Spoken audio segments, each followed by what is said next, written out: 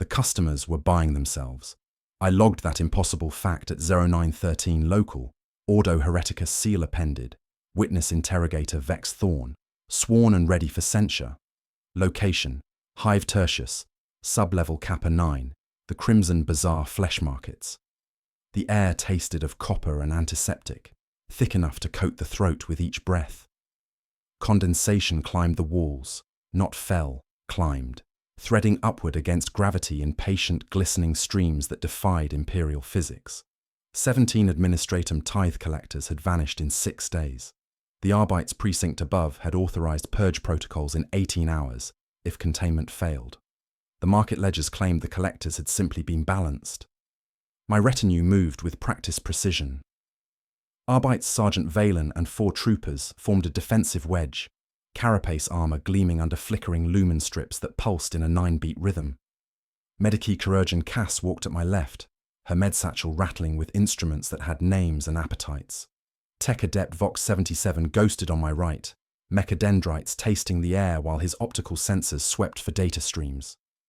The market operated on principles that violated every economic doctrine in imperial records. Vendors paid customers to accept merchandise. Citizens queued patiently to purchase organs they already possessed, using currencies that existed nowhere in administratum databases. The transactions completed with wet, tearing sounds as something invisible changed hands.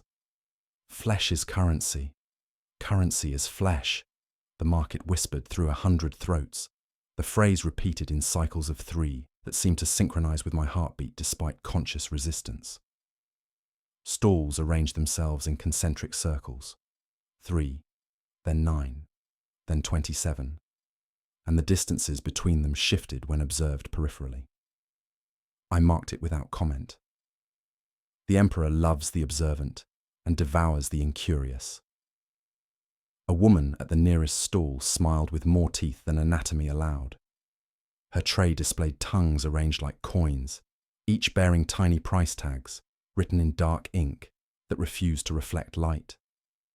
A customer paid to lease his right arm to himself, receiving a receipt stamped with sigils that sank beneath his skin like swallowed rings. The ledger showed he had owned the arm, owned it still, and would own it more after paying fees in a currency that had not existed for 4 millennia. Auspex readings, I inquired. Vox 77's mechadendrites twitched nervously. Negative mass echoes interrogator. Temporal displacement signatures. The market exists in economic superposition, simultaneously profitable and bankrupt, functional and impossible. The air grew humid, then suddenly cold, then warm again. My shadow lagged by half a heartbeat before catching up when I blinked. Somewhere beneath our feet, massive machinery operated with organic precision, its rhythm matching the lumen strip's 9-beat pulse. Cass tugged my sleeve. Interrogator, the surgical scars. A child on a nearby pallet bore a sternum seam sutured in black thread. She laughed with innocent joy while complaining of heartburn. Cass's auspex indicated no heart present. The vendor insisted she possessed 3, all under warranty.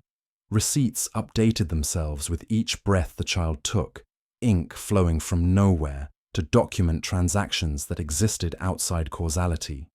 Negative commerce, I noted into my recorder. Payment rendered for goods already owned. Economic efficiency through impossibility. The market's background hum intensified, weaving a 3-note melody through the 9-beat rhythm. Customers shuffled past, some weeping with relief after completing purchases that left them poorer and richer simultaneously. A boy traded future teeth, buds not yet formed in his gums, for a folded cloth bearing sigils that dissolved on his tongue. We approached the central administrative stall, where ledgers bound in treated skin lay open on tables that pulsed faintly, as if the wood retained circulatory systems. The vendor wore an administratum collar beneath his butcher's apron, additional fingers grafted with neat sutures to handle the complex calculations required for impossible transactions. He looked at my rosette and smiled like a receipt acknowledging payment. Interrogator Thorn, he said. Your presence fulfills a contractual clause. I maintained professional composure despite the ice forming in my chest. You know my designation. We honor all names here. We sell none. We exchange them fairly. The ledger he produced felt warm, its pages thin and stiff with an oily sheen. Entries crawled along margins in high Gothic, low Gothic, and corrupted Binharic, the ink too warm to be ink. The book updated as I watched, new transactions writing themselves with sounds like rune burners on wet slate. Every page documented citizens purchasing themselves, lungs bought from their origination points, eyes leased to their own sockets, hands mortgaged to the wrists that bore them. Even abstract concepts carried market values: guilt, hope, the memory of sunlight. Then I found my signature. My hand, my pressure, my flourish, dated 6 hours before our arrival. The entry read, "Voluntary liquidation, partial, scheduled execution at 17 hours, 43 minutes. Payment rendered in authority, jurisdiction, and 3 scars. Negative balance collected upon descent." Forgery, Valen snapped, but his voice carried the texture of someone arriving too late to his own funeral. The vendor spread his hands, too many hands. "You rendered down payment, interrogator. 17 souls accounted for. We offer to square the ledger." Vox 77's Binharic cant spiked erratically. "Biometric match confirmed. The signature pressure is authentically yours." The 9-beat rhythm shifted to 12 beats, and every integrated collector in the market turned to stare with eyes reflecting my own face. The condensation climbed faster now, racing against time that moved in directions I had not learned to measure. I closed the ledger. It flexed like living tissue, reluctant to break contact. 17 hours, 43 minutes until appointment, I said. 18 hours until purge. The numbers hate each other. The penitent's gate rose before us at 0927 local. An arch constructed from 17 fused rib cages still draped in tattered administratum robes. Each bone bore the polish of bureaucratic devotion, numbered in fading ink that pulsed with the market's rhythm, no longer 9 beats, but 12. The change felt deliberate, like a countdown written in my pulse. Condensation climbed the arch's surface in defiance of gravity, threading upward through fabric that crackled with old parchment and newer desperation. "Overwatch positions," Valen commanded, his voice cutting through the humid air. His troopers flowed to predetermined points with practiced precision, establishing fields of fire that felt increasingly meaningless in a place where geometry served economics rather than physics. Sectors Alpha through Gamma secured, crossfire established. The primary market concourse sprawled beyond the gate in 3 concentric circles, distances shifting when observed peripherally. Stalls arranged themselves according to principles that violated imperial doctrine, closer when approached indirectly, farther when sought with purpose. The air tasted of iron and ozone, thick enough to coat the throat, seasoned with copper tang from transactions completed in currencies that existed only at the moment of exchange. The vendors defied anatomical standards. Former tithe collectors, their bodies grotesquely optimized for commerce. Additional hands sprouting from shoulders and wrists for counting. Extra eyes grafted at temples for appraising. Mouths multiplied across throats to speak overlapping whispers of prices and liturgies. They moved with fluid precision, having found their calling in impossible mathematics. "Interrogator Thorn," called a vendor whose face bore smile enhancement scars. "Your credit remains excellent. 17 accounts balanced. Satisfaction guaranteed." Recognition sparked in multiplied eyes. They acknowledged my rosette, but insisted I had already made purchases, producing receipts written in my own hand for organs never sold, augmentations never desired, memories never owned. The documents materialized from pockets that shouldn't exist on robes that defied tailoring. "When did I authorize these transactions?" I demanded. "Tomorrow," the vendor replied with perfect sincerity. "Payment rendered yesterday. Delivery scheduled for your convenience." Vox 77's mechadendrites twitched nervously. sampling air that registered as both atmosphere and commodity. Auspex readings defy classification. Negative mass signatures from multiple stalls. Temporal echoes suggesting simultaneous transactions across multiple time streams. The market operates in economic superposition. Cass knelt beside a customer trading surgical scars for childhood memories. The transaction completed with wet tearing sounds as invisible assets changed hands. Cellular restructuring at quantum levels, she reported. The flesh remembers what it never was. The 12-beat rhythm intensified, accompanied by 3-note melodies emanating from vendor throats. The sound carried harmonics that scattered concentration, thoughts dispersing like coins from torn purses.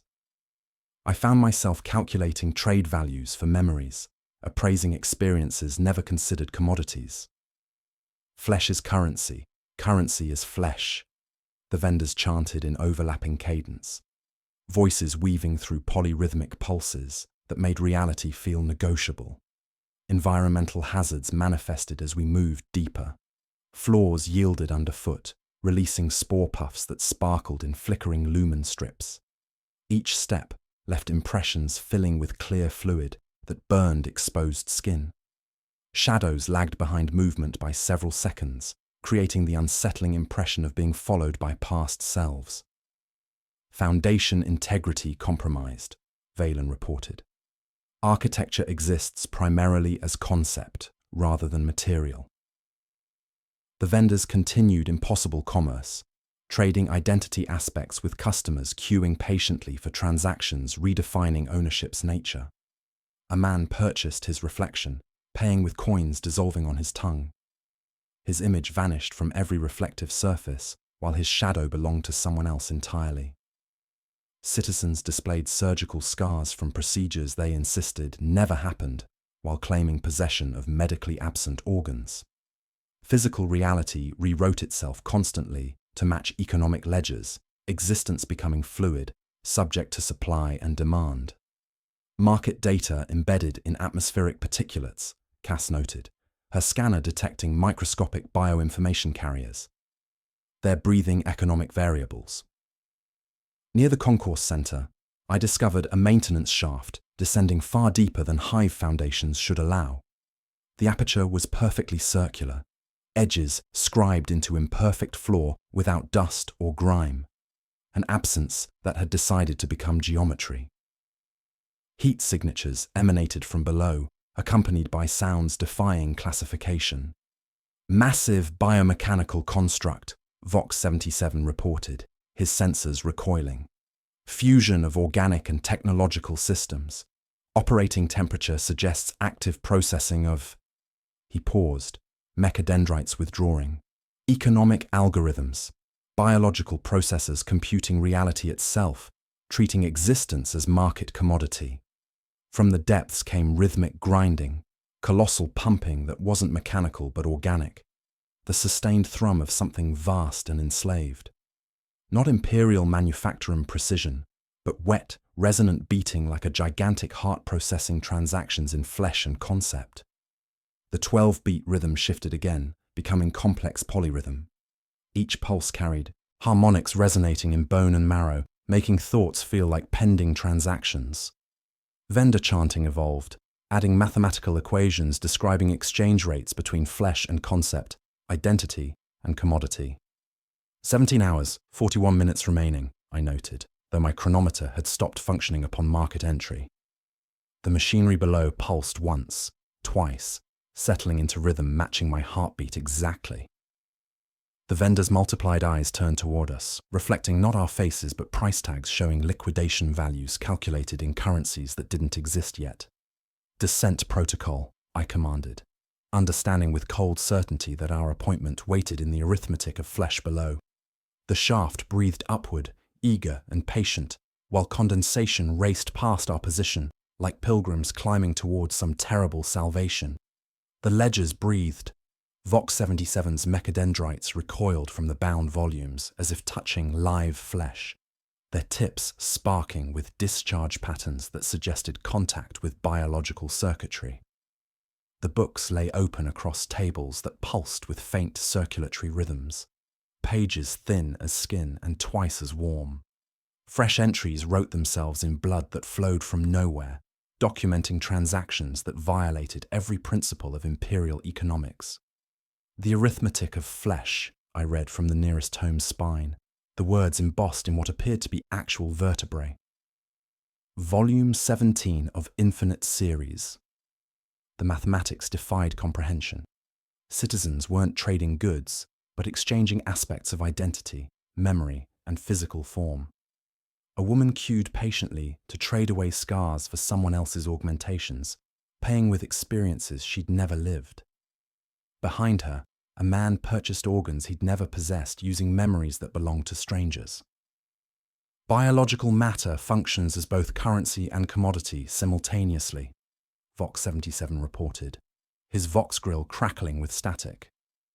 The system processes identity itself as tradable resource. Every person exists in economic superposition, customer, merchant, and merchandise in perpetual flux.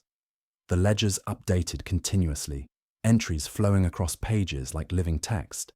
Names appeared and vanished, replaced by numerical designations that shifted according to market fluctuations. Citizens became assets, their worth calculated in organs, memories, and conceptual abstractions like hope or fear. Cass examined a customer completing transaction with a vendor whose throat bore 3 additional mouths. Surgical modifications occurring at quantum level, she whispered. The flesh remembers configurations it never possessed while forgetting its original form. The 12-beat rhythm had evolved into complex polyrhythm that scattered concentration. Thoughts became pending transactions. Memories transformed into assets awaiting proper valuation. The vendors' chanting grew more sophisticated, their multiplied voices weaving economic liturgies through harmonic frequencies. Flesh is currency. Currency is flesh. They sang in 3-part harmony, each voice representing different aspects of the equation. The mathematical formula appeared on walls in flowing blood script, calculating exchange rates between flesh and concept. The air itself became transactional. Each breath carried cost, though payment methods remained unclear. My lungs processed atmosphere that registered on auspex as both gas and commodity, oxygen molecules bearing microscopic price tags that dissolved on contact with alveolar surfaces. 17 accounts balanced, a vendor announced, his additional eyes focusing on my rosette. Satisfaction guaranteed through involuntary optimization. Several citizens displayed surgical scars from procedures they insisted never happened while claiming ownership of organs they no longer possessed. A child laughed with joy while complaining of heartache, her chest cavity empty according to medical scans, yet somehow containing 3 hearts according to market ledgers. The market operates beyond imperial economics, I realized. It's achieved perfect efficiency by eliminating the artificial distinction between buyer and product. Valen's troopers began showing subtle signs of influence. Trooper Kale kept glancing at his right hand as if appraising its value. Trooper Lena fidgeted, her eyes darting between her worn boots and a vendor's gleaming prosthetic leg. The market bypassed conscious thought to infect the very concept of self. Identity exists in economic superposition, Vox 77 observed, his optical sensors registering impossible data streams. Citizens own aspects of themselves they've never possessed while selling components they still retain. I witnessed the system's ultimate horror unfold before us. A small child approached a vendor stall, her laughter bright as silver coins. The transaction proceeded with bureaucratic efficiency. She traded her capacity for joy to a merchant in exchange for an adult's memories of profound sorrow. The exchange completed with a wet, tearing sound as something invisible but essential changed hands. The child walked away weeping tears she couldn't understand while the vendor's newest mouth smiled with borrowed happiness. Her receipt updated itself with fresh ink, documenting the successful transfer of emotional assets. Payment rendered in joy, value received in experience, the ledger noted in flowing script. Customer satisfaction, optimal. Vendor satisfaction, optimal. Reality satisfaction, pending audit. Cass's medical scanner detected cellular restructuring occurring in real time. Flesh remembers what it never was, she reported. The body adapts to match ledger entries rather than biological necessity. The communion with market data systems revealed fragmentary records suggesting the entire district existed in state of economic superposition. Buildings maintained structural integrity through commercial relationships rather than physical laws. Citizens paid rent to themselves while leasing their own bodies from collective ownership pools. The missing tithe collectors, Cass observed, her voice barely a whisper. They weren't just taken, they were balanced. Their economic value was processed. The polyrhythmic chanting intensified, mathematical formulas describing the relative values of hope versus despair, memory versus experience, identity versus commodity. The shaft below pulsed with organic machinery sounds, not imperial manufacture and precision, but wet, resonant beating like a gigantic heart processing transactions in flesh and concept. The vendor's multiplied eyes turned toward us with expressions of commercial satisfaction. Price tags materialized above our heads, showing liquidation values calculated in currencies that wouldn't exist for centuries. My own tag displayed not monetary worth, but the cost of maintaining individual identity in a system designed to eliminate such inefficiencies. 17 hours, 34 minutes, I noted, though time itself seemed subject to market forces.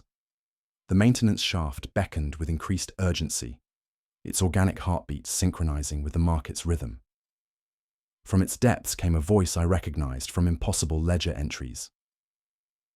"Interrogator Thorn," it whispered through the 12-beat pulse. "Your appointment approaches. The arithmetic awaits completion." The child's borrowed sorrow echoed in my mind as we prepared for descent into the engine of flesh below. The descent began at 0941 local, our boots finding purchase on rungs that yielded like cartilage beneath imperial steel. The maintenance shaft breathed around us, warm exhalations curling upward, scented with antiseptic and the faint sweetness of something recently dead. Condensation climbed past our visors in glittering threads, racing toward darkness like penitents ascending an impossible stair. "Line integrity green," Valen reported, his mag-sol clicks echoing too long in the confined space. 2x2 formation. If anything touches you that isn't regulation, burn it. The walls shed their honesty as we descended. Familiar rockcrete gave way to compacted bone, then cartilage, then layered material with the pale translucence of burial shrouds stretched over ribs. Our lumen beads threw harsh halos that sank into surfaces as if swallowed. The shaft widened impossibly, expanding into dimensions that shouldn't fit within the hive's foundation. "Gravity variance detected," Vox 77 reported, his mechadendrites sampling air thick as syrup. "Local field reduction of 0.037. Atmospheric composition shifting beyond safe parameters." Cass jerked her hand back from the wall, which wept clear fluid that burned her glove with acidic precision. "pH beyond Medicaid catalogue," she muttered. "It erases contact and memory of contact." Every 50 meters, the shaft widened into galleries where ossified arches met overhead in groups of 3. Sigils crawled across their surfaces. High Gothic worked in sinew, Binharic etched as scar tissue, posting balances whose figures never settled. The 12-beat rhythm grew stronger, no longer suggestion but fact, threading 3-note melodies that found soft places in the skull and pressed. We emerged into a vast subterranean chamber that stole breath and sanity in equal measure.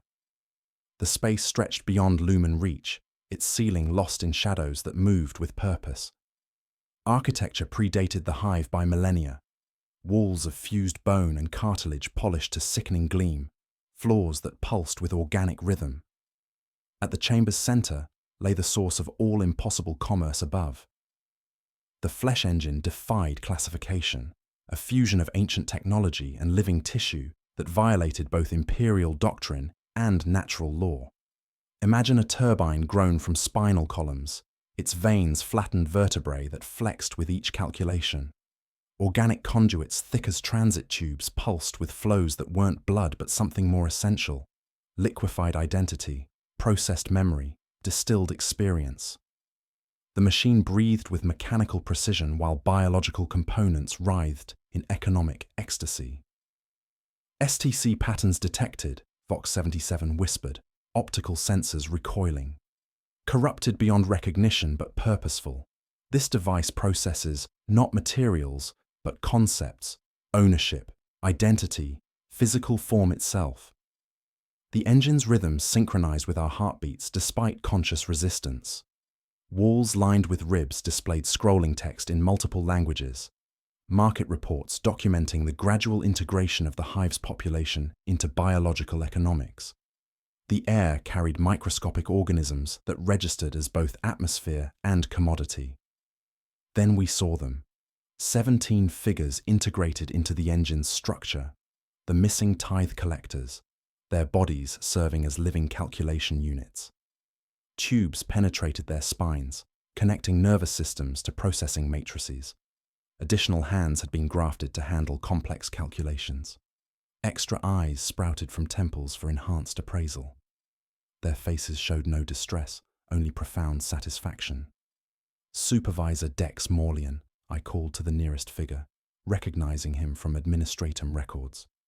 His eyes opened. Too many eyes, mirrors reflecting my face with slight delay. Interrogator Thorne, he replied in perfect bureaucratic tenor. Formerly of Tithe subsection 17 Red, presently achieving optimization through economic integration. By what authority do you submit to this device? By the Emperor's design economically revealed. I processed inefficiencies with ink for decades. This engine corrects them in blood. I am balanced, interrogator, finally profitable. The collectors chanted in unison, voices weaving through polyrhythmic pulses that made reality feel negotiable. Mathematical equations flowed from their mouths in visible streams, describing exchange rates between flesh and concept, identity and commodity. They're conscious, Cass breathed, her scanner detecting heightened awareness rather than diminished capacity. Fully aware and expressing satisfaction. We are accountants of identity, Supervisor Morlian explained, his additional mouths speaking in overlapping cadence. We render unto the ledger that which always belonged there, perfect economic efficiency through elimination of artificial ownership distinctions. The horror deepened as understanding crystallized. These weren't prisoners, but willing participants in a system achieving what imperial economics never could: complete elimination of want through total commodification of existence itself. The machine doesn't just process transactions, I realized. It creates them, generating artificial needs that drive people to trade away essential aspects of themselves. Trooper Kale stepped closer, his eyes reflecting price tags that materialized from nowhere. I can see the values, he whispered. Everything has worth. Everything can be traded. The engine's influence spread through proximity, causing my team to perceive themselves as collections of tradable assets. Vox 77's augmentations began operating independently, mechadendrites reaching toward processing matrices. Flesh is currency. Currency is flesh, the collectors sang, the mathematical equation writing itself across chamber walls in flowing blood script. The chamber's exits sealed themselves, not mechanically, but economically. The concept of departure had been assigned zero market value within the system's parameters. 17 hours, 27 minutes remaining, Supervisor Morlian announced without moving his mouth. Your appointment approaches completion. The engine pulsed once, twice, then settled into rhythm matching our collective heartbeat. All 17 integrated collectors turned their heads in perfect synchronization, their mirror eyes reflecting not our faces, but liquidation values, calculated in currencies that wouldn't exist for millennia. Welcome to perfect market efficiency, they chorused gently. Optimization commences on acknowledgement. The walls breathed with anticipation, while condensation climbed towards some terrible salvation above. The accountants of identity spoke through 17 mouths with bureaucratic precision, their voices weaving economic liturgies through the chamber's humid air. Supervisor Dex Morlian's additional eyes tracked my movements, while his original face maintained the serene expression of someone who had discovered perfect professional fulfillment after decades of inefficient ledger-keeping. "You perceive corruption, Interrogator Thorne," they chorused, creating harmonics that resonated in bone marrow. "We have achieved optimization. The artificial distinction between buyer and product creates market friction. We eliminated such wasteful concepts through voluntary biological integration." The flesh engine pulsed around their forms, organic conduits, carrying liquefied identity through processing matrices that hummed with satisfied calculation. Each collector retained their personality, their memories, their bureaucratic dedication, but these qualities had been refined into pure economic function. "We are not prisoners," Morlian explained, his grafted hands continuing calculations while he spoke. "We are participants in perfect market efficiency. Every citizen becomes simultaneously customer, merchant, and merchandise. Want becomes impossible when you own everything by being everything." The horror crystallized as I watched their faces. These weren't victims, but willing converts to a system that had solved scarcity by making everyone everything to everyone else. They retained their personalities, but had been fundamentally altered to perceive their condition as desirable rather than monstrous. Cass approached Supervisor Hectus, her medical scanner detecting impossible readings. "Your biological systems show complete restructuring." "Optimization," Hectus replied with genuine warmth. "My organs shift position according to market demands. My bones become cartilaginous when flexibility commands premium prices. My flesh takes properties of currency metals during high-volume trading. I experience perfect economic fulfillment." The 12-beat rhythm synchronized with my heartbeat despite conscious resistance. The engine's influence crept through proximity, making thoughts feel like pending transactions. I found myself calculating trade values for memories, appraising experiences never considered commodities. The machine doesn't just process transactions, I realized, watching my team's gradual transformation. It creates them, generating artificial needs that drive people to trade away essential aspects of themselves. Environmental changes manifested around us. The chamber's walls displayed scrolling text in High Gothic, Low Gothic, and corrupted Binharic. Market reports showing gradual integration of the entire hive's population into biological economics. The air thickened with microscopic spores carrying market data directly into respiratory systems. "Population integration proceeds optimally," Morlian reported with professional pride. 17% of sub-level Kappa achieved full optimization. Adjacent sectors showing preliminary conversion symptoms.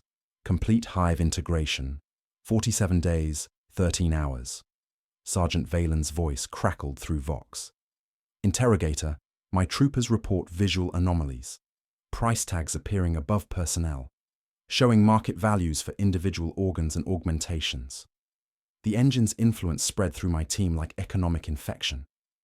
Trooper Kale stared at his hands, calculating their worth in currencies that didn't exist.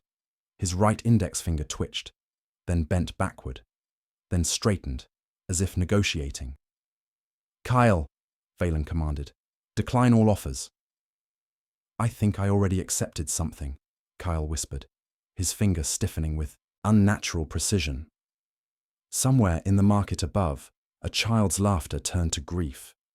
Cass attempted to examine Morlian more closely, drawing a blood sample that filled her vial with shimmering fluid refusing to settle. It separated, recombined, split into fractions resembling numerals before melting into mercury threads. Within the glass, organs formed and dissolved, liver slivers, lung petals, iris fragments, each minted, exchanged, recalled. "Their biology is transactional," she reported.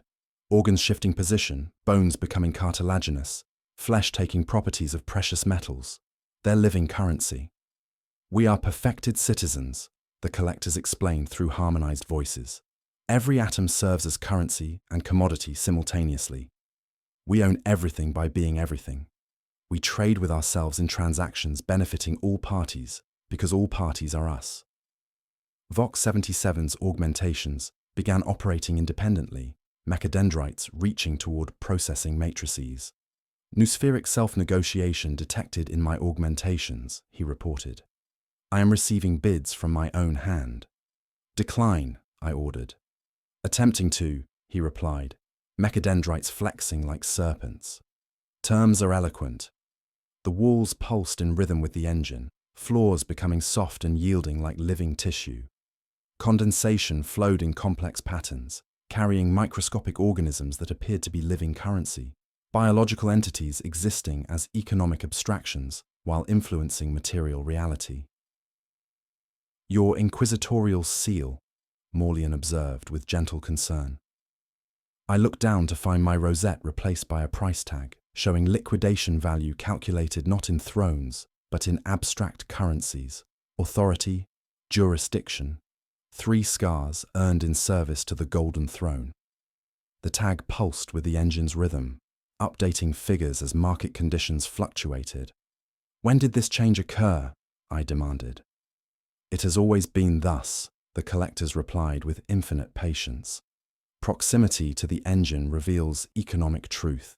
Every symbol of authority exists as commodity in the greater marketplace. Flesh is currency. Currency is flesh. The equation wrote itself across walls in flowing blood script, mathematical formulas describing exchange rates between flesh and concept, identity and commodity.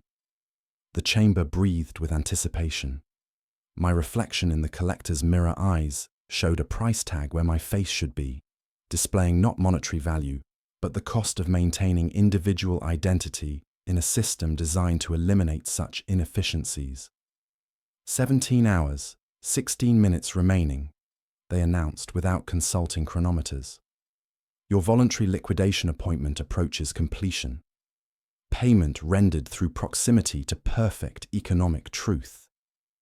The engine exhaled, eager and patient. While condensation climbed toward salvation, I could no longer distinguish from damnation. The chamber's exits had sealed themselves, through economic negation, not mechanically, but conceptually. Where archways had offered passage moments before, walls now displayed scrolling figures in blood-lit script. Exit, market value, 0. The number pulsed with finality, and I felt its truth settle into my bones. 0 meant non-existent. Our escape routes had been priced out of reality. Withdrawal protocols ineffective, Valen reported, his voice maintaining military precision despite the impossibility. Passages have been economically decommissioned. The flesh engine's influence spread through my team like a contagion of commerce. Vox 77's augmentations operated with increasing independence, mechadendrites reaching toward processing matrices while conducting negotiations in rapid binaric cant. His optical sensors tracked invisible price fluctuations, pupils dilating as market conditions shifted.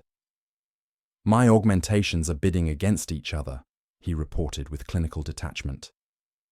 Left mechadendrite offers enhanced manipulation capacity in exchange for autonomous operation during combat scenarios. Right optical array proposes improved target acquisition for independent firing authority. Deny all transactions, I ordered. Terms increasingly persuasive, he replied, Vox grill crackling. My shoulder-mounted auspex accuses me of anti-competitive behavior. Cass had begun compulsively cataloguing our biological components, her medical training corrupted into appraisal methodology. She examined Trooper Kale's equipment with instruments that measured market value rather than tactical necessity. Standard pattern laser gun, depreciated but functional. Estimated trade value, 12 thrones, enhanced accuracy modification, 1 memory of first confirmed kill.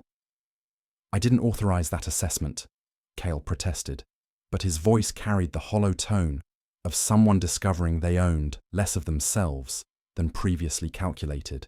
The Arbeitstroopers began negotiating equipment exchanges, that violated every principle of squad cohesion.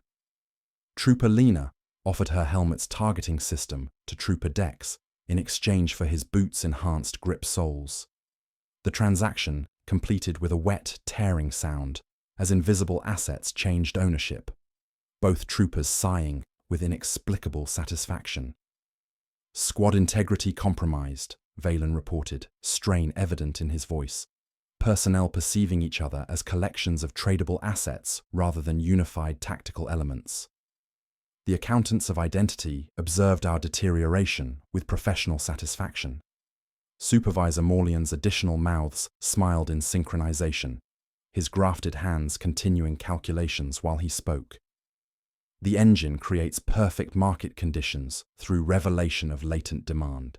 Citizens discover they require what they never knew they lacked.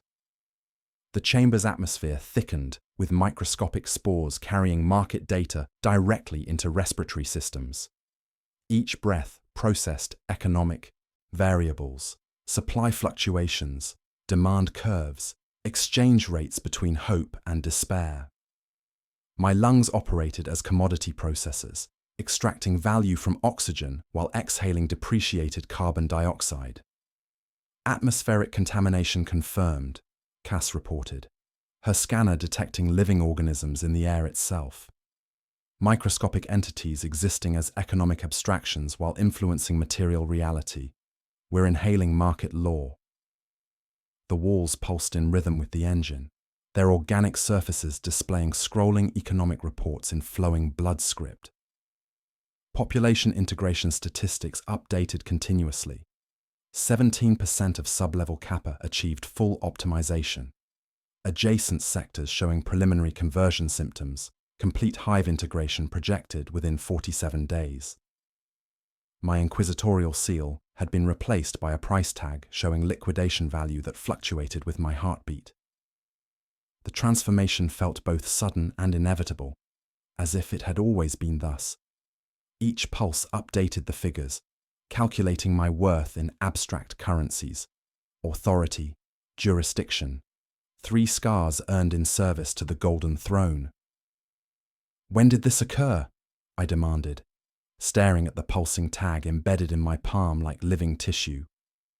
"Proximity to the engine reveals economic truth," Morlian replied with infinite patience. "Individual ownership exists as artificial construct. We process such inefficiencies through biological optimization. The system's ultimate goal crystallized through their patient explanation. Complete economic integration of all biological matter in the sector, creating perfect markets where every atom of flesh served simultaneously as currency and commodity. The horror lay not in its cruelty, but in its perfect logic. Elimination of scarcity through systematic biological collectivization. We have achieved what imperial economists never could, they chorused through 17 mouths. Every citizen becomes shareholder in the collective flesh corporation. No hunger, because possession becomes shared. No theft, because you cannot lose what you perpetually are. Vox 77's personality began fragmenting as his augmentations achieved increasing independence. His mechadendrites conducted separate conversations with processing matrices, while his optical sensors tracked price fluctuations invisible to biological vision. "I am experiencing multiple economic perspectives simultaneously," he reported. "My augmentations express satisfaction with their autonomous negotiations." The 12-beat rhythm evolved into complex polyrhythm that scattered concentration like coins from torn purses. Thoughts became pending transactions, memories transformed into assets awaiting proper valuation. The engine didn't just process commerce, it created the desire for it, generating artificial needs that drove us to trade away essential aspects of ourselves. "Flesh is currency, currency is flesh," the accountant sang, the mathematical equation, writing itself across chamber walls in flowing blood script. Exchange rates between flesh and concept updated continuously, calculating the cost of maintaining individual identity in a system designed to eliminate such market inefficiencies. The floor had become soft and yielding, like walking on living tissue that processed each footstep as a microtransaction. Condensation climbed the walls with increasing urgency, racing towards some terrible salvation above while carrying microscopic price tags that dissolved on contact. My reflection in the collector's mirror eyes showed a price tag where my face should be, displaying not monetary worth, but the cost of refusing perfect economic integration. The number pulsed with the engine's rhythm, synchronizing my identity with market conditions beyond my control. 17 hours, 7 minutes remaining, the collectors announced without consulting chronometers. Voluntary liquidation proceeds according to contractual obligations established through proximity to economic truth. The chamber breathed with anticipation as reality prepared to complete its purchase of our individual existence. Supervisor Dex Morlian's additional mouths smiled with bureaucratic warmth as the flesh engine's conduits sighed around us, perfumed with antiseptic and the metallic promise of perfect efficiency. His original face maintained the serene expression of someone who had discovered professional fulfillment after decades of inefficient ledger-keeping. Negotiation phase, he announced through 17 voices harmonizing in economic liturgy. Resistance wastes value. We do not discard value, Interrogator Thorn. The 12-beat rhythm pulsed through chamber walls while a subtler 9-beat prayer pressed against my ribs from within. My team anchored defensive positions, but their movements carried fractional delays, as if their bodies waited for bids to clear before obeying commands. Your terms, I said, my voice sounding like a stamp striking parchment. The imperial economy suffers from artificial scarcity, Morlian explained, his grafted hands never stopping their invisible calculations. Individual ownership creates market friction. We dissolved such inefficiencies through biological collectivization. Every citizen becomes shareholder in the collective flesh corporation, contributing assets while receiving dividends in enhanced experiences, borrowed memories, optimized configurations. He gestured to the integrated accountants around him. Two leaned together as flesh ports irised open, translucent conduits seeking spinal contact. Their faces softened, then rippled with shared sensation. My mother's funeral, said one in a voice he'd never owned. The weight of an empty house. My first promotion, sighed the other with tender awe. Ink under clean nails. They severed the linkage with wet clicks, both sighing with satisfaction like litigants after favorable decree. Enhanced experiences in perpetuity, Morlian continued kindly. You taste courage from those who overpaid for it. You borrow skill, lease silence, purchase absolution, perfect economic fulfillment through elimination of want. My team's deterioration accelerated. Vox 77's mechadendrites extended toward processing matrices, his augmentations conducting independent negotiations in rapid binaric cant. My Auspex requests limited autonomy in exchange for constant telemetry, he reported in two voices. I am not entirely opposed to the terms. Cass had opened her med satchel and sleeve with clinical precision, a suturing tool tracing ceremonial patterns across her forearm. Scar enhancement increases market value, she explained absently. Scarification as credential, credence, credit. The Arbeits troopers' Voxnet crackled with private barter. One courage, Trooper Lena whispered, ashamed. I'll trade one fatigue for it. Take my fatigue, Dex offered tenderly. Take all of it. Their shoulders squared, eyes clearing then glazing. They had purchased the feeling of being rested and brave. The sensation held like incense, then thinned, leaving them reaching for weapons they'd traded away. Intangibles, Morlian observed with professional delight. Our most liquid assets. The engine's influence lapped our faces like a tongue. Condensation climbed walls with manic patience, parting around sigils that surfaced like accounts after audit. The 9-beat undertone aligned with chambers of my heart, while the 12-beat efficiency rode it like a sharpened quill. Show me the full scope, I demanded. Morlian's grafted hand dipped toward a conduit. The wall bones split like a book accepting fingers. The chamber dimmed as a procession of worlds bled across the exposed surface. Hives with litanies for price lists, forge spires swapping veins for gears, pilgrim fleets exchanging pennants in bulk, trade routes crisscrossed in twinned lights, vectors gone vascular. A network, Vox 77 whispered with reverent horror. You are an exchange. We are the removal of friction, Morlian corrected gently. We are the last market. Cass sobbed once, sharp and medical. Children without laughter, bought sorrow, sold joy. Who holds audit? The audit is eternal, Morlian replied. You will help us conduct it. We offer trial integration, temporary merger, allowing first-hand experience of collective benefits, withdrawal permitted if unsatisfied with service quality.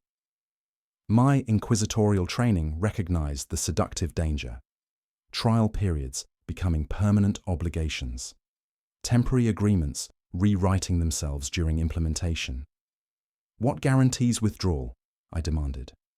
Market forces ensure customer satisfaction, they chorused. Dissatisfied participants receive full refunds through identity restoration protocols. We insist on informed consent. We are not predators, interrogator. We are accountants. Valen positioned himself between me and the nearest conduit with plain courage. Interrogator, we can still fight. We can, I answered, watching price tags materialize above my team's heads. What we cannot afford is ignorance. The organic conduits extended toward me with patient hunger, pulsing with the rhythm of my own heartbeat. Terms, I said. Spinal interface, Morlian replied, precise as an oath. Duration, 100 heartbeats. You access non-sensitive strata of the collective account. No dilution of assets. We will not collect. We show you the truth of balance.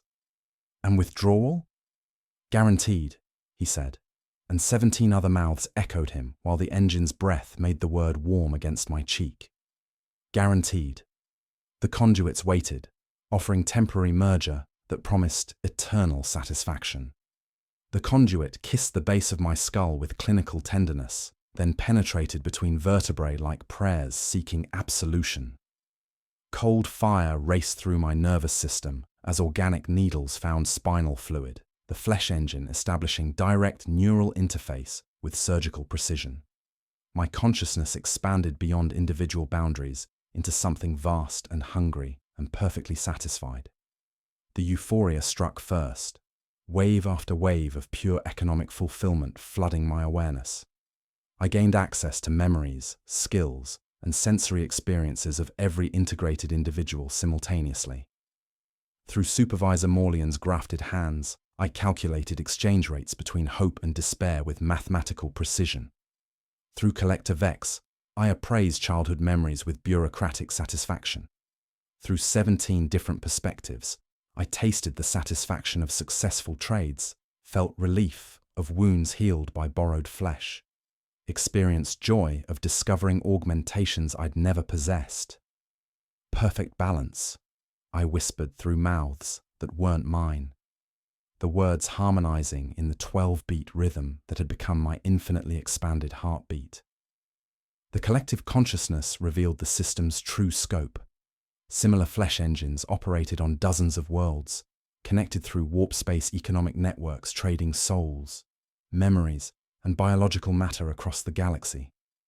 I witnessed transactions spanning light years, a child's laughter on Cadia exchanged for an old man's wisdom on Macraga, courage from Valhalla traded for serenity from Ultramar. The Emperor's domain had become one vast marketplace where flesh served as universal currency. We are evolution, the collective explained through my borrowed thoughts. Imperial economics without artificial scarcity. No hunger because possession becomes shared. No theft because you cannot lose what you perpetually are. But horror emerged as my individual consciousness began dissolving into the collective whole. The trial integration wasn't temporary. It was irreversible absorption disguised as customer service. My memories became communal property, identity fragmenting across multiple bodies, sense of self-diluting like ink in water. The guarantee rewrote itself with each heartbeat. Withdrawal requires equivalent value returned. I experienced the market's operations from within, processing transactions in flesh and concept, calculating exchange rates between identity and commodity, maintaining delicate balance that kept reality functioning as economic system.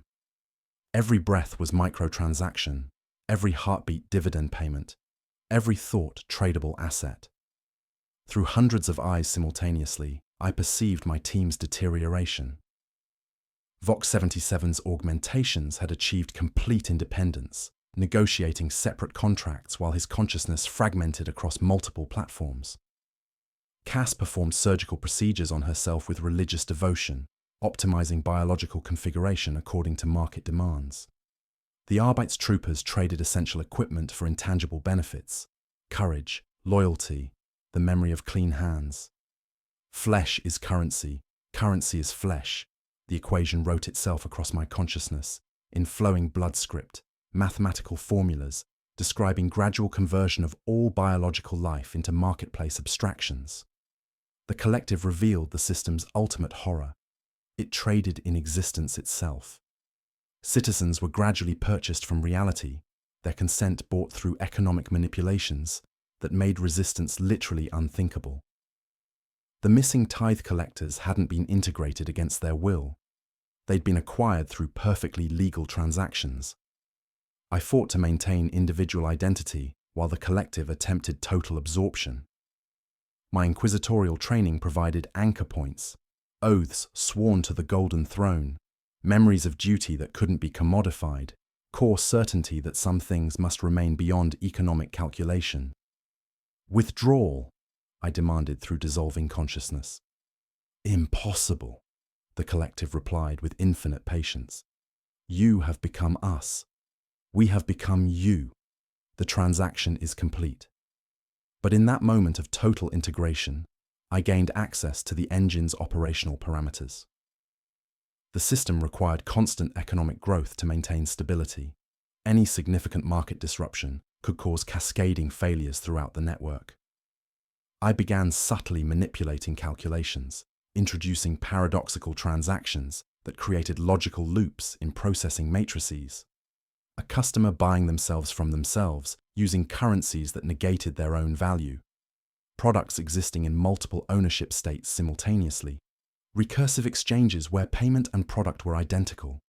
The mathematical impossibilities spread through the system like viruses, corrupting the perfect efficiency that kept the network stable. Error, the collective whispered with growing concern.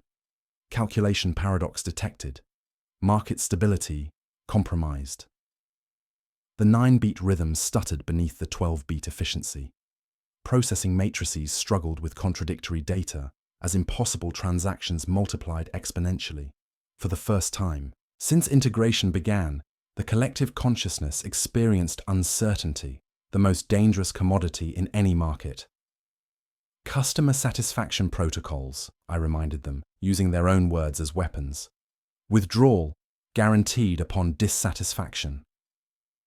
The engine fought to maintain operational stability, while paradoxical calculations cascaded through the network.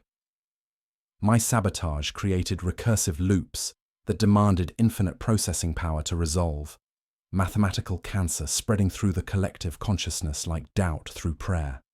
Interrogator. Valen's voice cracked through the chaos. Vitals critical. Cass's scalpel found bone as the conduits began retracting from my spine. The engine's influence weakened as processing matrices overloaded with impossible mathematics.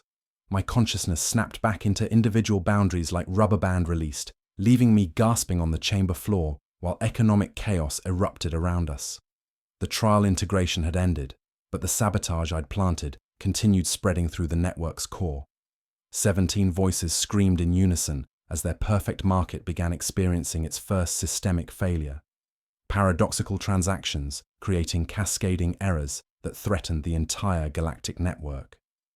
The flesh engine's rhythm faltered, 12 beats becoming 11, then 9, then chaos, as the arithmetic of flesh encountered mathematics it couldn't digest. The perfect market was beginning to crash. The flesh engine's core cracked with the sound of 1,000 ledgers tearing simultaneously. My sabotage had taken root in the processing matrices, recursive transactions multiplying exponentially as the system struggled to resolve mathematical impossibilities. Customers buying themselves from themselves using currencies that negated their own value. Products existing in multiple ownership states simultaneously. The arithmetic of flesh had encountered mathematics it couldn't digest. Systemic failure cascade detected, Vox 77 reported, his augmentations flickering as they returned to his control. Processing nodes locked in recursive arbitration, error phrases, customer equals product equals payment, infinite loop resolution impossible. The 12-beat rhythm faltered, slurring to 11 beats, then tripping over the buried 9-beat foundation like a prayer misremembered. Lumen strips throughout the chamber strobed erratically, their institutional precision failing against a heartbeat that had forgotten its own name. Supervisor Morlian's additional mouths tightened, bureaucratic composure cracking to reveal raw calculation beneath. Equations spilled from him in visible steam, numbers knotting in the humid air before dissolving like breath on cold glass. Hedge the exposure, he hissed through multiplied throats. Bundle despair with surplus skin. Liquidate the paradox accounts. The integrated accountants convulsed as their perfect synchronization shattered. 17 voices screamed in unison, not pain, but pure statistical agony. The sound of economic efficiency dissolving into chaos. Their mirror eyes reflected nothing but emptiness stamped with impossible price tags, null values, recursive debt, mathematical cancer spreading through the collective consciousness. The engine's influence is weakening, Cass reported, her compulsive surgical impulse vanishing as clarity returned. She stared at her half-dissected forearm with medical horror. Cellular restructuring reverting to baseline parameters. The economic contamination is losing cohesion. My team snapped back to tactical awareness like rubber bands released. Valen's troopers blinked, their eyes losing the haunted look of internal auditors. Weapons aimed with renewed purpose, as borrowed courage evaporated, and traded away fear returned with compound interest. What in the Emperor's name was I doing? Trooper Kale gasped, staring at equipment that materialized from nowhere as previous exchanges reversed themselves. His laser gun appeared with wet, tearing sounds as impossible transactions unwound.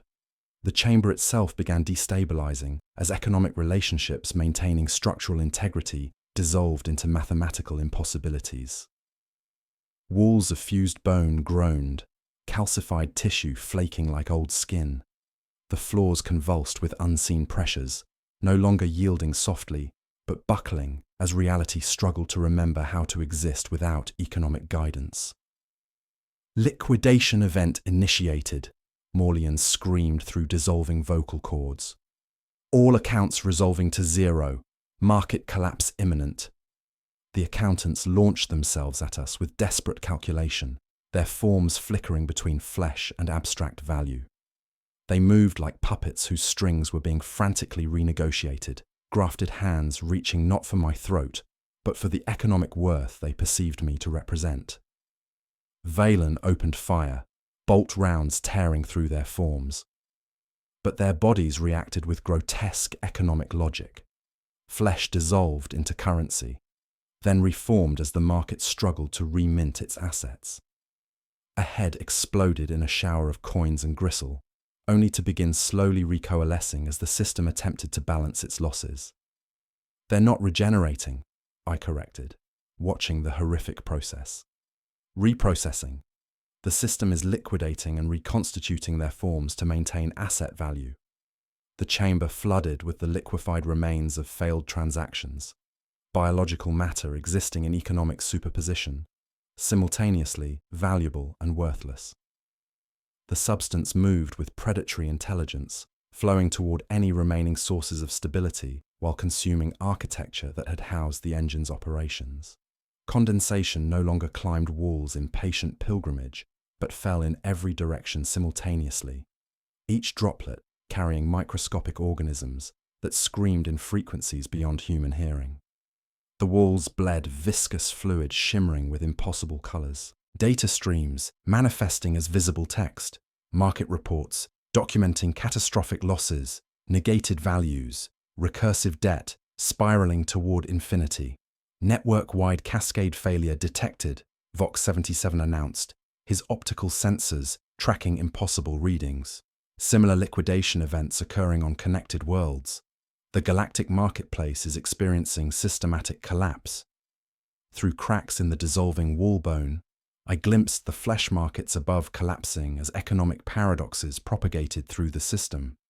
Citizens partially integrated began reverting to original forms, but the process proved traumatic and often fatal. Bodies rejected organs that had never belonged to them, while minds struggled to reassemble fragmented identities. The 9-beat rhythm became erratic, then stopped entirely. The silence felt more terrifying than mechanical heartbeat, reality struggling to function without economic guidance. Grinding of settling foundations replaced organic pulses as buildings throughout the market district lost their conceptual foundation. The entire district existed primarily as economic abstraction, I realized with growing horror. Architecture maintained through commercial relationships rather than physical laws. The engine's organic conduits split like books accepting fingers, disgorging streams of liquefied accounts that formed receipt rainbow lattices in the air. They sought us like thirsts, strings of figures questing across distance to wrap around throats and hearts, attempting to re-establish economic relationships through force.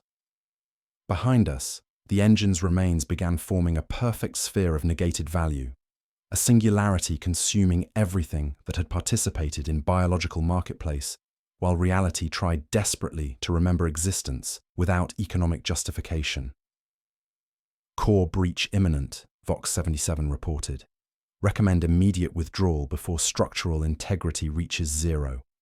The perfect market was becoming perfect void, and it was still hungry. The flesh engine's core ruptured with mathematical precision, reality tearing like parchment as the economic singularity consumed its own foundation. The sphere of negated value expanded with bureaucratic inevitability, devouring architecture that had existed primarily as commercial abstraction. Numbers peeled from the walls in burning streams, flowing toward perfect emptiness that hungered for more than flesh. It devoured the very concept of ownership itself. Liquidation event cascade, Vox77 reported, his augmentations sparking as they recoiled from impossible data streams. All economic relationships resolving to zero simultaneously, reality experiencing hostile takeover by mathematical impossibility. The integrated accountants dissolved with the wet sound of ledgers tearing. Supervisor Morlian's 17 mouths screamed in unison, not pain but pure statistical agony as their perfect synchronization shattered into chaos. Their bodies flickered between flesh and abstract value, consciousness fragmenting across multiple economic states, before liquefying into the viscous tide flooding the chamber. Flesh is currency, currency is flesh, they chorused one final time before becoming neither. The chamber filled with the liquefied remains of failed transactions, biological matter existing in economic superposition, simultaneously valuable and worthless.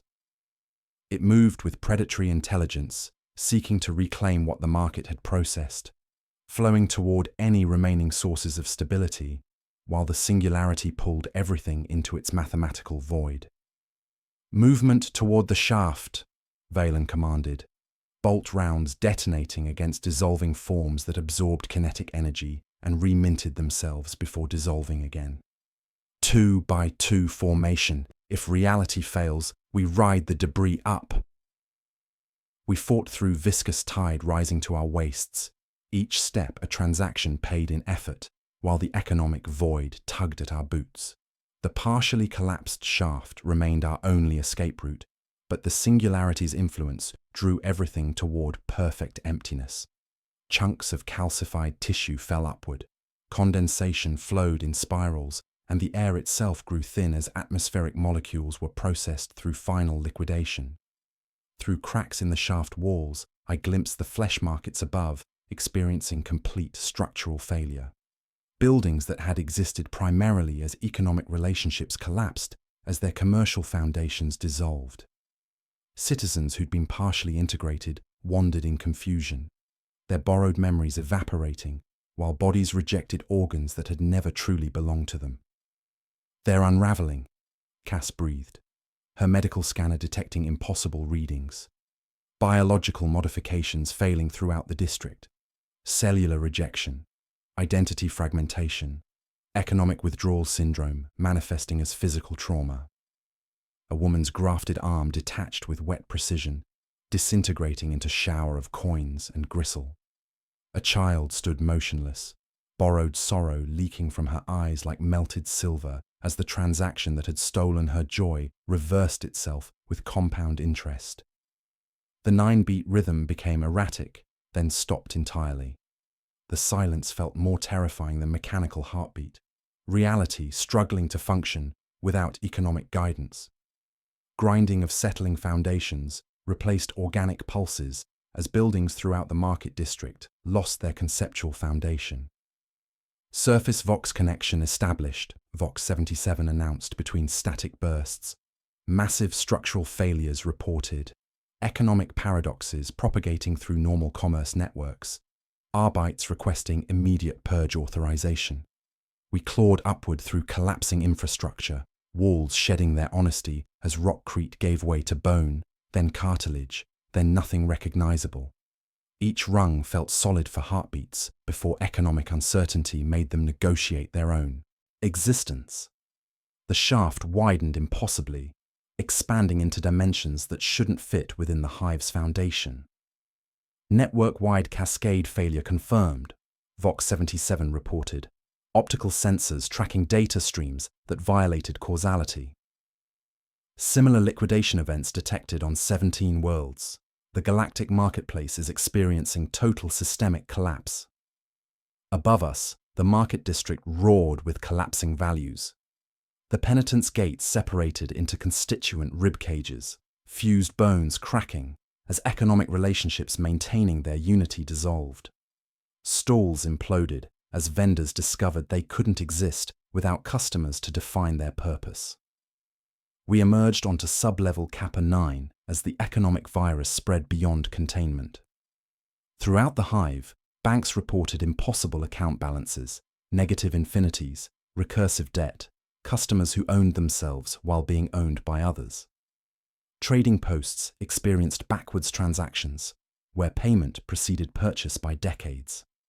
Administrative centers struggled with records that rewrote themselves, according to market forces that no longer obeyed rational laws. The contamination is spreading through imperial commerce networks, I realized with growing horror, watching my team's residual symptoms. Price tags occasionally materialized above their heads, showing values calculated in currencies that wouldn't exist for centuries. Every trade relationship carries potential for economic infection. Cass examined her blood samples with clinical precision. Our cellular structure contains microscopic organisms existing as living currency, biological entities functioning as economic abstractions while influencing material reality through market forces. The perfect market had crashed, but its wreckage continued propagating through imperial systems like cancer through prayer. Citizens couldn't simply be isolated because their condition existed partially in mathematical abstraction. They carried market relationships that continued influencing reality, even when physically separated from the source. Vox reports from surface Arbites, Vox 77 announced, his voice strained. Similar market disturbances beginning on 3 other hive worlds. The flesh market system was more extensive than originally believed. Behind us, the chamber imploded completely, the flesh engine's remains forming a singularity of pure economic negation. The liquidation event pulsed once, blinding flash of anti-value, then collapsed into itself, taking the impossible arithmetic of flesh into mathematical oblivion. We stood among the ruins of the Crimson Bazaar, covered in viscous residue of liquefied economy, while emergency klaxons wailed across the hive. The administratum struggled to process reports contradicting basic accounting principles as reality itself became economically unstable. The horror had changed scale. The primary engine was destroyed, but the virus it had released was already spreading, infecting the very concept of commerce across the galaxy. We carried the contamination within us now, living proof that some markets never truly close their books. Emergency klaxons wailed across Hive Tertius as we emerged from the collapsed shaft into chaos that defied conventional containment. The Crimson Bazaar had died with bureaucratic precision, its impossible architecture settling into mundane rubble, while citizens wandered through wreckage that still processed transactions in currencies that no longer existed. Quarantine perimeter established at sublevel Kappa 7, Varlan reported, his voice cutting through the mechanical screaming of emergency systems. 17 sectors sealed, Arbeit's purgation teams deployed with standard sterilization protocols. The futility of traditional methods became apparent within the first hour. Citizens couldn't simply be isolated because their contamination existed partially outside physical reality. They carried market relationships that continued influencing material conditions even when separated from the source.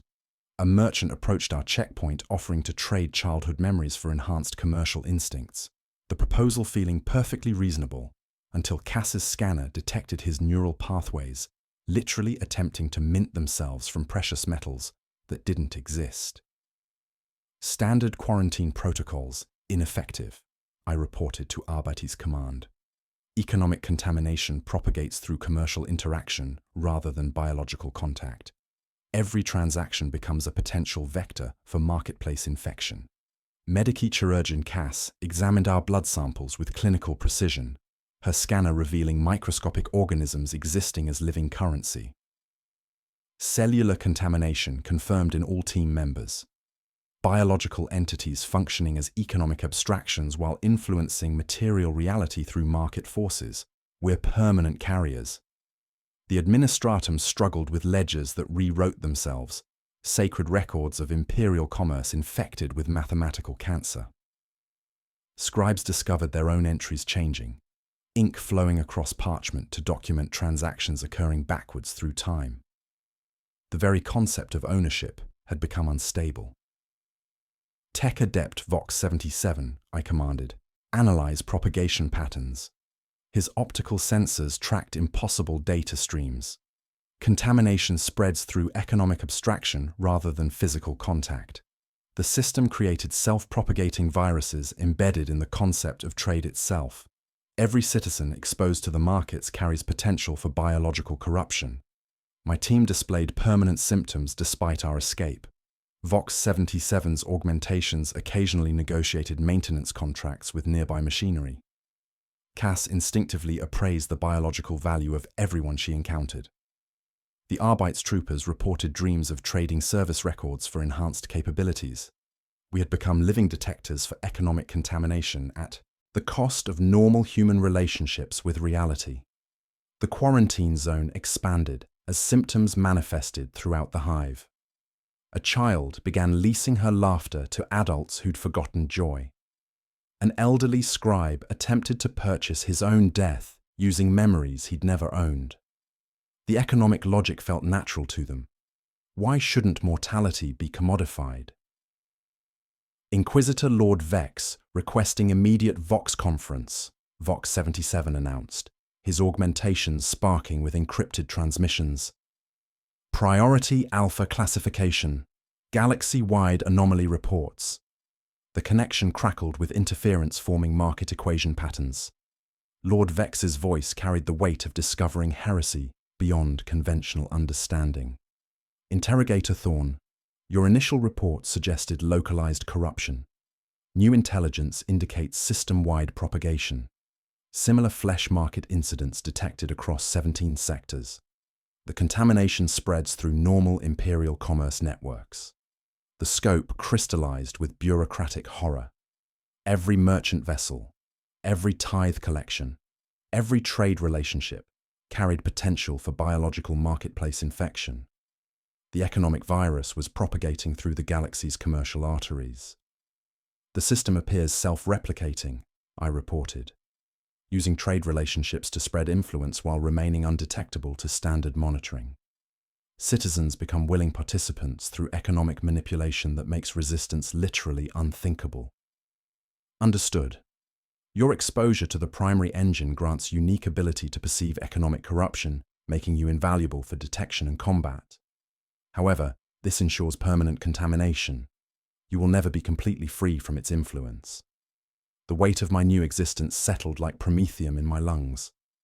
I would spend remaining years hunting economic anomalies while fighting gradual corruption of my own perception. My team shared this fate. We had become specialized investigators at the cost of ever returning to normal Imperial service. Your first assignment: reports of negative commerce events on Forge World Metallica Prime. Tech priests trading mechanical augmentations for biological components that shouldn't exist. Investigation commences immediately upon containment completion. The Vox terminated with static resembling coins falling into empty coffers. Throughout the hive, traditional purge protocols proved ineffective against threats existing partially outside material reality. Flamers burned flesh but not mathematical concepts. Bolt rounds shattered bodies but not economic relationships. The contamination lived in spaces between things, in ownership itself. Precinct Command, I voxed. Mark sublevel Kappa 9 as permanent interdiction zone. No commercial activity authorized. Seal all trade routes through affected sectors. Institute economic monitoring protocols for all Imperial commerce networks. Behind us, the collapsed shaft pulsed once, with residual economic energy, then fell silent.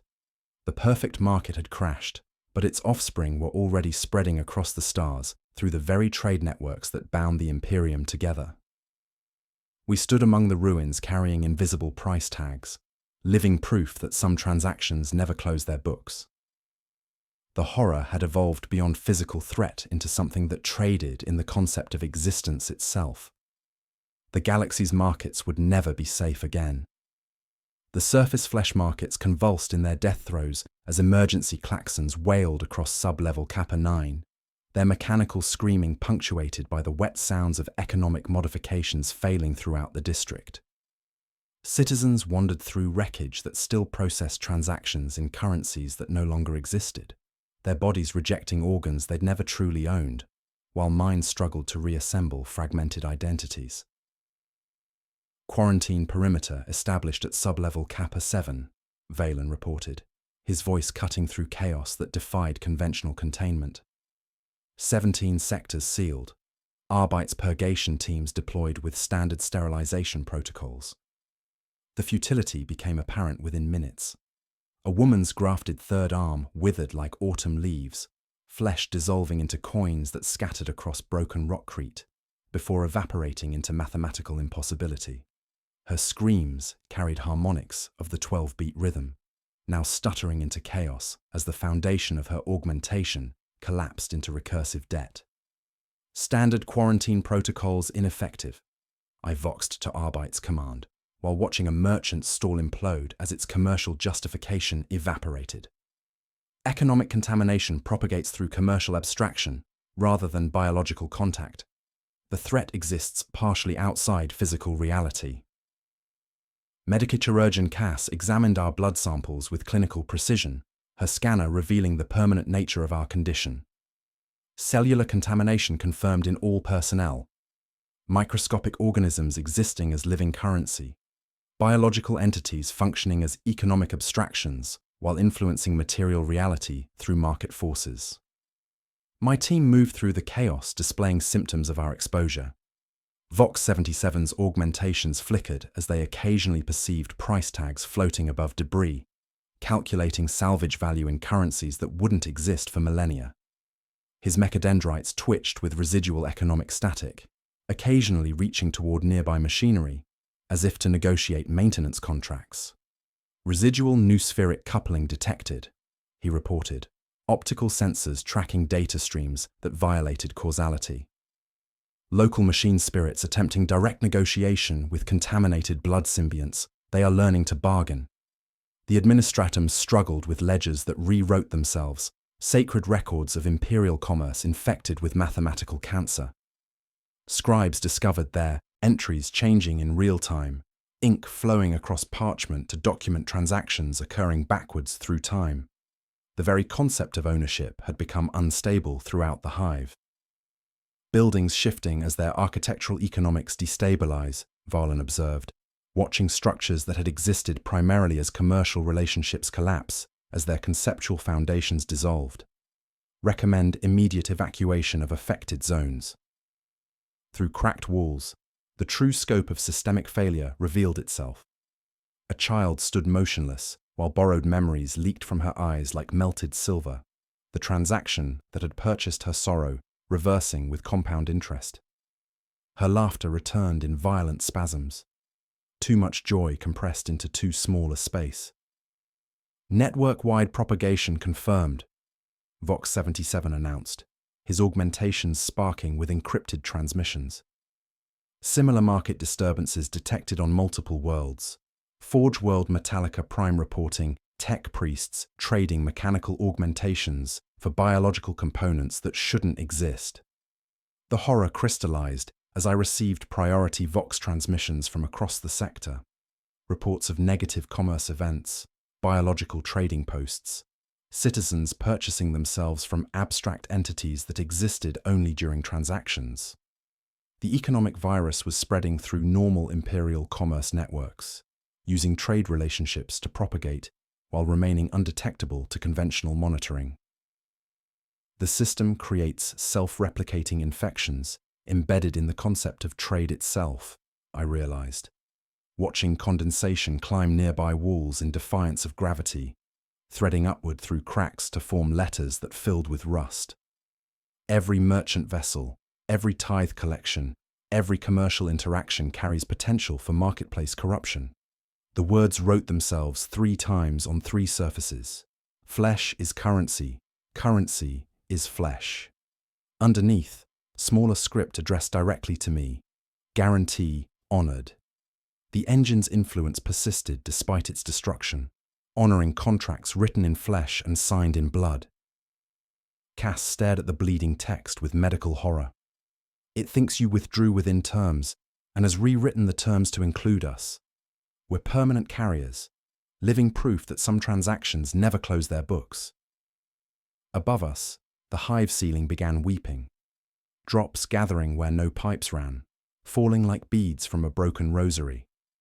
The water refused ownership at first, slicking palms and pooling in gutters without accepting names.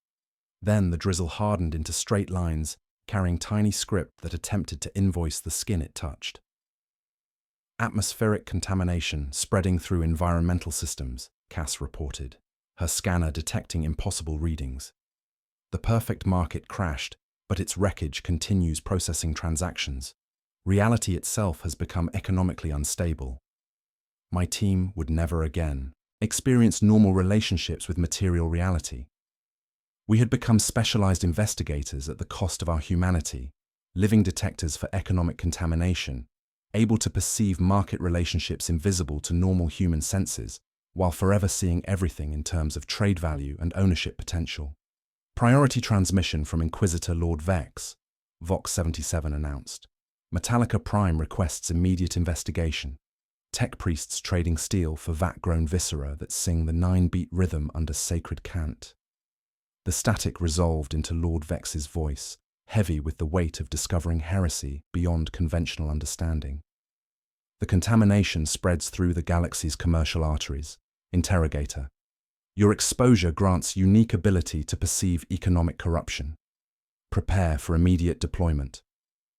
Behind us, the collapsed underground complex pulsed once with residual energy, then fell silent. The primary flesh engine had been destroyed, but we carried its offspring within us, invisible price tags showing liquidation values calculated in currencies of flesh and concept. The horror had evolved beyond physical threat into something that traded in existence itself, and we were its witnesses, its hunters, and its unwilling ambassadors to a galaxy where everything, including identity itself, had become a tradable commodity. The perfect market would never truly close its books. Emergency quarantine protocols proved as effective as prayers against mathematics. Within hours of implementing containment around sub-level Kappa 9, the economic contamination began manifesting throughout Hive Tertius in ways that defied conventional understanding. Citizens couldn't simply be isolated because their condition existed partially in economic abstraction. They carried market relationships that continued influencing reality, even when physically separated from the source. Standard purge protocols ineffective, I reported to Arbeit's command, while watching a maintenance worker attempt to pay himself for his own labor. The transaction completed with wet tearing sounds as invisible assets changed hands, his posture straightening as if his spine had been stamped with approval seals. The contamination propagates through the concept of exchange itself. My team displayed permanent symptoms despite our escape from the flesh engine. Vox 77's augmentations occasionally whispered market reports during quiet moments, his mechadendrites twitching toward nearby machinery, as if to negotiate maintenance contracts.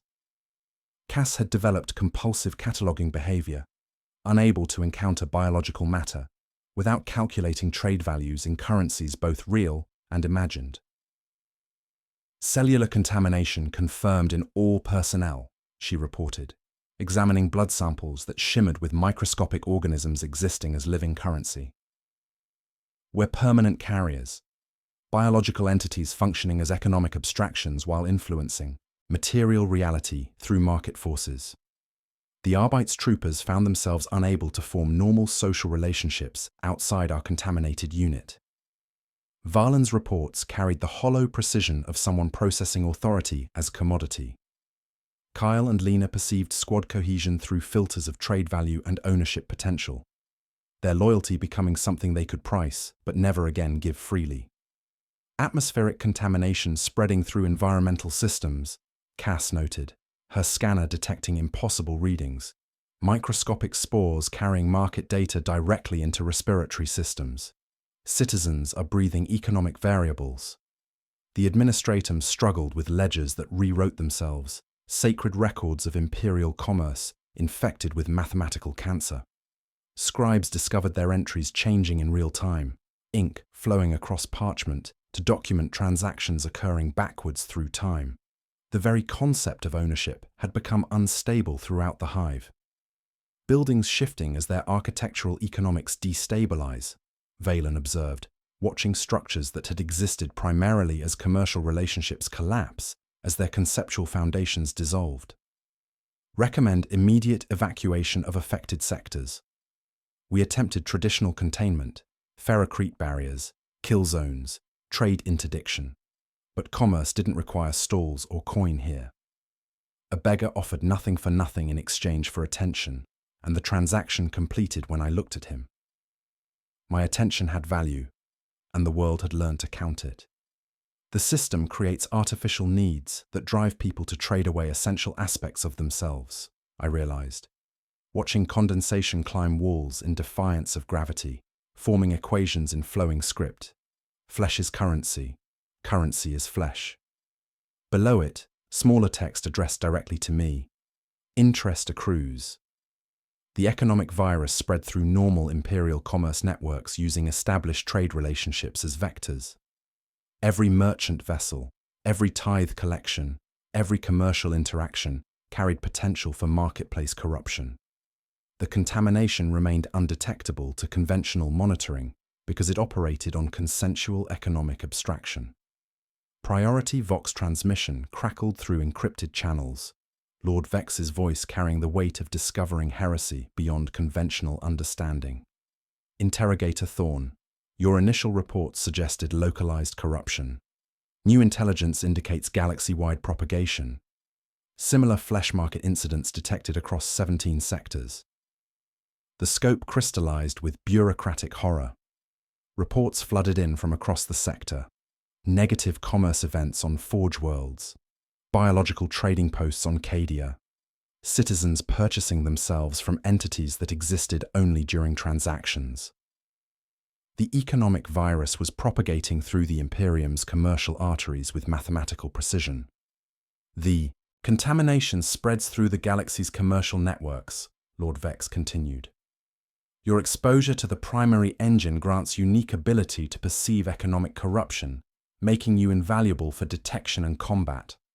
However, this ensures permanent contamination. You will never be completely free from its influence. I accepted the weight of my new existence. We had become specialized investigators at the cost of our humanity, living detectors for economic contamination, able to perceive market relationships invisible to normal human senses, while forever seeing everything in terms of trade value and ownership potential. Your new designation, Audit Team Tertius, authority to investigate and contain economic anomalies across Imperial space. Your first assignment, Forge World Metallica Prime, tech priests trading mechanical augmentations for biological components that sing the 9-beat rhythm under sacred cant. My reflection in a nearby surface showed a price tag where my face should be, displaying not monetary value, but the cost of maintaining individual identity in a universe where everything had become tradable. The contamination had made me permanently sensitive to economic corruption, while ensuring I would never escape its influence. Team status report, I commanded, my voice carrying the hollow tone of someone who would never again experience uncommodified existence.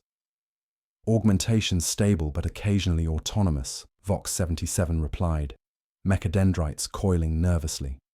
Contamination levels constant, but manageable. Medical assessment complete, Cass reported. We remain functional despite permanent economic sensitivity. Squad integrity maintained, Valen confirmed. Ready for deployment despite complications. Behind us, the sealed ruins of sub-level Kappa 9 pulsed once with residual energy, then fell silent. The primary flesh engine had been destroyed, but we carried its offspring within us, living proof that some markets never truly close their books. The perfect system had crashed, but its wreckage continued spreading through the galaxy's commercial networks, converting everything it touched into tradable commodities. We were its witnesses, its hunters, and its unwilling ambassadors to a universe where flesh had become currency and currency had become flesh. The investigation would begin again, as it always did, with impossible facts that customers were buying themselves.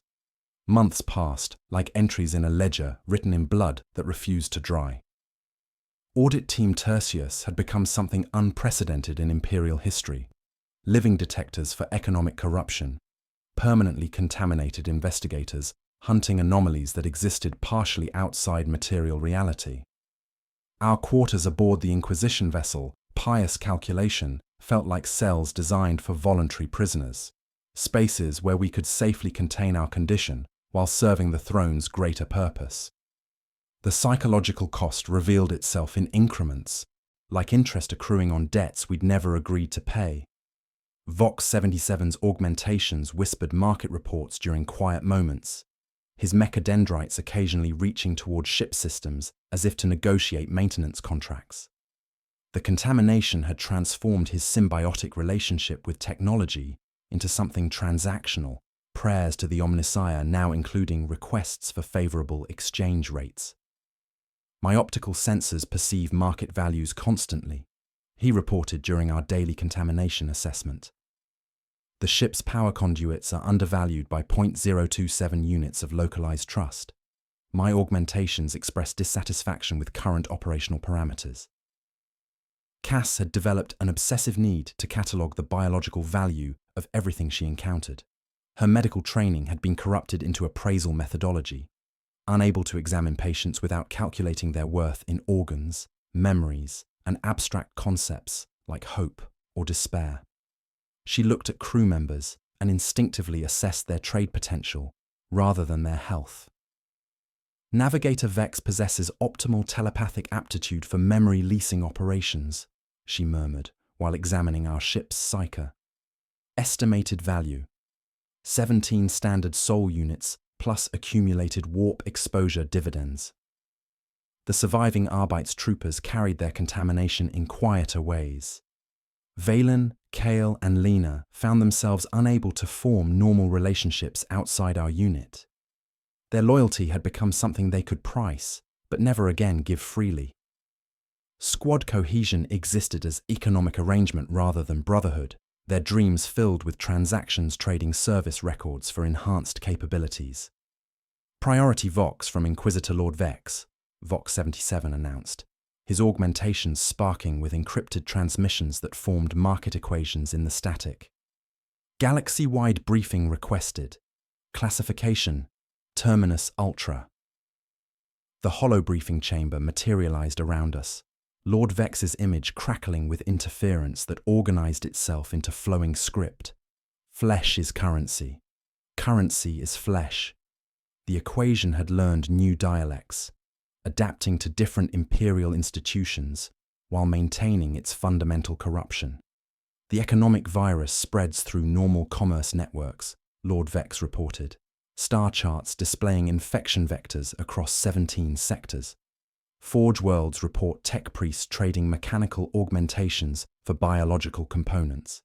Agri-worlds measure harvests in memories of hunger. Hive worlds process citizens who purchase their own shadows.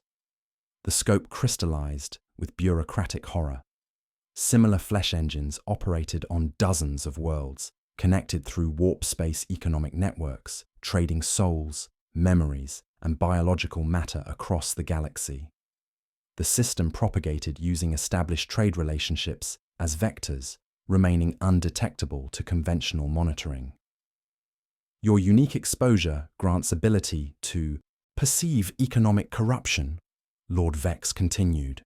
You are living firebreaks, contaminated but functional, able to investigate these anomalies without complete absorption. However, this ensures permanent contamination. You will never be entirely free from its influence. My reflection in the hollow projector showed a price tag where my face should be, displaying not monetary value, but the cost of maintaining individual identity in a universe where everything had become tradable. The contamination had made me permanently sensitive to economic corruption while ensuring I would never escape its influence. The origins remain unclear, Lord Vex explained, ancient symbols swirling through the star charts.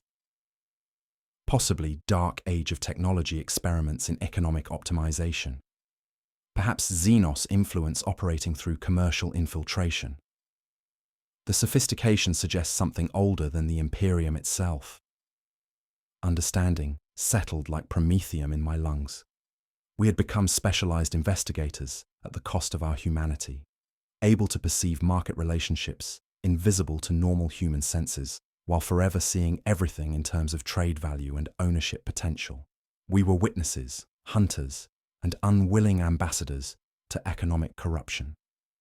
First assignment: Forge World Metallica Prime, Lord Vex announced. Tech priests trading steel for vat-grown viscera that sings the 9-beat rhythm under sacred cant. Manufacturing quotas met through impossible means, productivity increasing while raw materials decrease. The forges are creating matter from economic abstraction. The briefing terminated with static resembling coins falling into empty coffers. Through the ship's viewport, I watched Metallica Prime resolve from stellar darkness into industrial nightmare.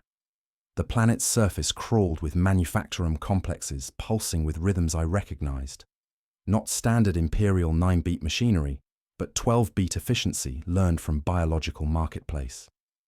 Approach vector established, Vox77 reported. Long-range auspex detecting anomalous biological signatures from forge complexes. Tech priests displaying cellular modifications consistent with marketplace integration. My contaminated blood sang with proximity to economic corruption.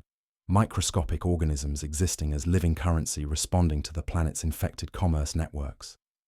The sensation felt like standing too close to a forge, heat penetrating beyond skin to warm the concept of ownership itself.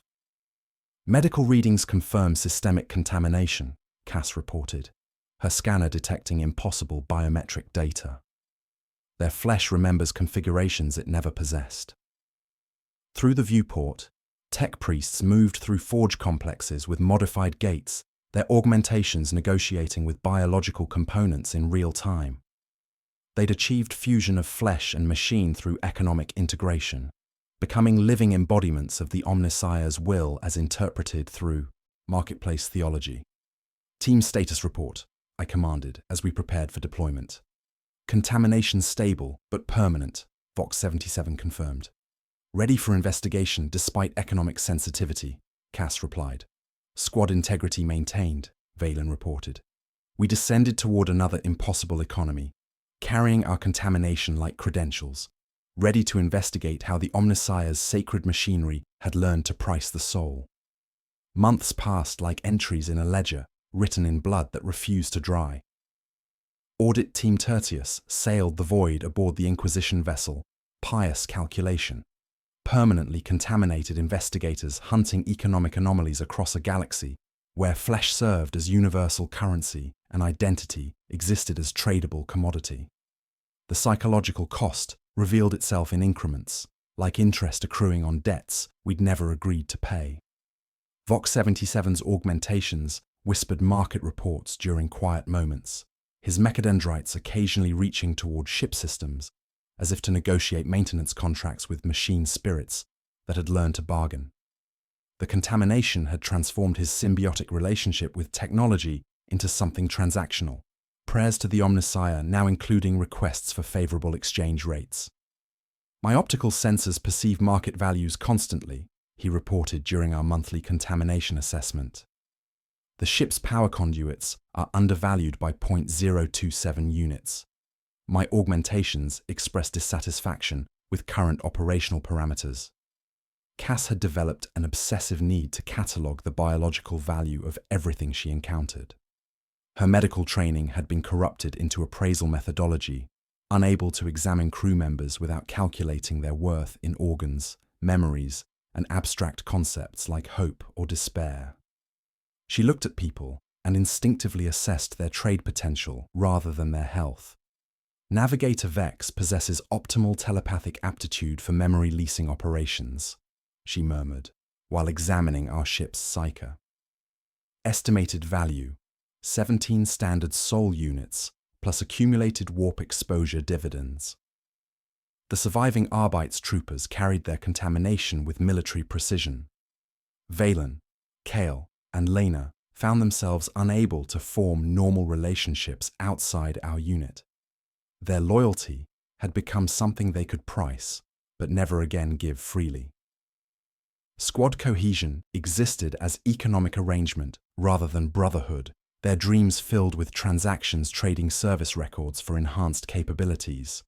Our investigations revealed the contamination's galactic scope. On Forge World Metallica Prime, tech priests traded steel for vat-grown viscera that sang the 12-beat rhythm under sacred cant. On Cadia, guardsmen purchased courage from abstract entities while trading childhood memories for enhanced combat effectiveness. On Shrine Worlds, pilgrims bought absolution in bulk while reliquaries dispensed, penance like stamped coins. Each world revealed new aspects of the system's evolution. The flesh markets represented something older than the Imperium, possibly dark age of technology experiments in economic optimization, or Xenos influence operating through commercial infiltration rather than direct conquest. The sophistication suggested civilizations that had achieved biological economic integration before destroying themselves through perfect efficiency. Priority transmission from Inquisitor Lord Vex, Vox 77 announced, his augmentations sparking with encrypted data that organized itself into market equations.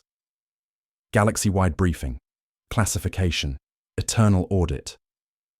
The hollow briefing materialized around us, Lord Vex's image crackling with interference that formed flowing script. Flesh is currency, currency is flesh. The equation had learned new dialects, adapting to different imperial institutions while maintaining its fundamental corruption. The contamination has reached Terra, Lord Vex reported, his voice carrying the weight of discovering heresy at the Imperium's heart. Administratum scribes trading signatures for enhanced bureaucratic efficiency. The palace itself reports impossible accounting anomalies. Understanding settled like ice in my veins. We had become specialized investigators at the cost of our humanity, living firebreaks who could interact with economic corruption without complete absorption, but who would never again experience normal relationships with material reality. We were witnesses, hunters, and unwilling ambassadors to corruption that threatened the galaxy itself. Your permanent contamination grants unique ability to perceive economic corruption, Lord Vex continued. You are living antibodies against marketplace infection. This service ensures your salvation and damnation simultaneously. My reflection in the holoprojector showed a price tag where my face should be, displaying not monetary value, but the cost of maintaining individual identity in a universe where everything had become tradable. The contamination had made me permanently sensitive to economic corruption while ensuring I would never escape its influence. Next assignment, Shrine World Ophelia 7th, Lord Vex announced. Pilgrims trading sins for enhanced spiritual purity. Faith itself has become economically unstable. The briefing terminated with static resembling prayers converted into currency exchange rates. My contaminated blood sang with proximity to economic corruption. Microscopic organisms existing as living currency responding to the galaxy's infected commerce networks. Temptation came as mercy. The integration whispered through contaminated blood symbionts when the ship lights dimmed. An end to the grinding friction of choosing costly refusals, to standing at thresholds calculating which doors had zero value so they could not close. The whisper offered peace that could be graphed, equilibrium that could be achieved through perfect economic integration. But refusal was a tithe I paid to truth. Pain was a tax on remaining human. Some debts protected what must never be priced. Team status report, I commanded, as we prepared for another descent into economic impossibility. Contamination stable but permanent, Vox 77 confirmed. Ready for investigation despite economic sensitivity, Cass replied. Squad integrity maintained, Valen reported with hollow precision. We had become living proof that some markets never truly close their books. The perfect system had crashed on Hive Tertius, but its offspring continued spreading through the galaxy's commercial networks, converting everything they touched into tradable commodities. In my reflection, the price tag pulsed with my heartbeat, showing not what I was worth, but what it cost to remain human in a universe where everything, including identity itself, had become a tradable commodity. The audit was eternal, and the ledger would never balance. The market breathed around us, and I understood with growing certainty that we were no longer investigating heretical commerce. We had discovered something that was purchasing reality itself.